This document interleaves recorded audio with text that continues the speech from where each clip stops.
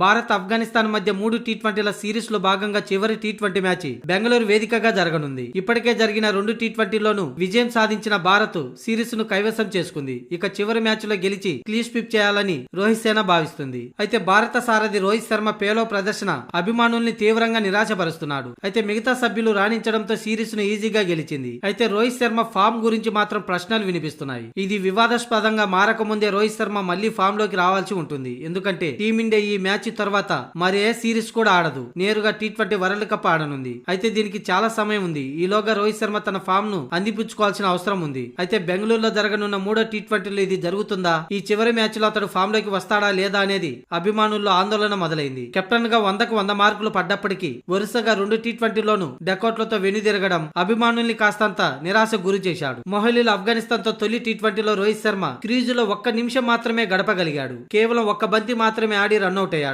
దీంతో ఖాతా తెరవలేకపోయాడు. ఆ మొహాలీ రన్అట్ ను అభిమానులు పీడకలలాగా మర్చిపోవడానికి ప్రయత్నించారు. అయితే ఇండోర్ లో జరిగిన 2వ టీ20లో అదే దృశ్యం కనిపించింది. రోహిత్ శర్మ క్రీజులో కేవలం 6 నిమిషాలు మాత్రమే గడిపాడు. 3 బంతులు ఎదుర్కొన్నాడు, కానీ పరుగులు చేయకుండానే బౌల్డ్ అయ్యాడు. ఇలా 7 నిమిషాల వ్యవధిలో 2 సార్లు అవుట్ అయ్యాడు రోహిత్ శర్మ. అయితే 1 పరుగు కూడా తన ఖాతాలో వేసుకోలేకపోయాడు. కొత్త సంవత్సరంలో ఆడిన 2 మ్యాచ్ల్లోనూ 0కి వెనుదిరగాల్సి వచ్చింది. ఇక ఇప్పుడు కొత్త సంవత్సరంలో 3వ టీ20 మ్యాచ్ ఆడేందుకు బెంగళూరు వంతు వచ్చింది. ప్రత్యర్థి కూడా సేమ్ కాబట్టి ఫలితం ఇలాగే ఉంటుందా మారుతుందా అనేది చూడాలి. దీంతో ఎలాగైనా చిన్నస్వామి స్టేడియంలో రోహిత్ శర్మ కీలకమైన కొన్ని పరుగులు చేయగలిగితే వరల్డ్ కప్ లో ఎటువంటి అనుమానం లేకుండా రోహిత్ శర్మ ఆడే అవకాశం ఉంటుంది.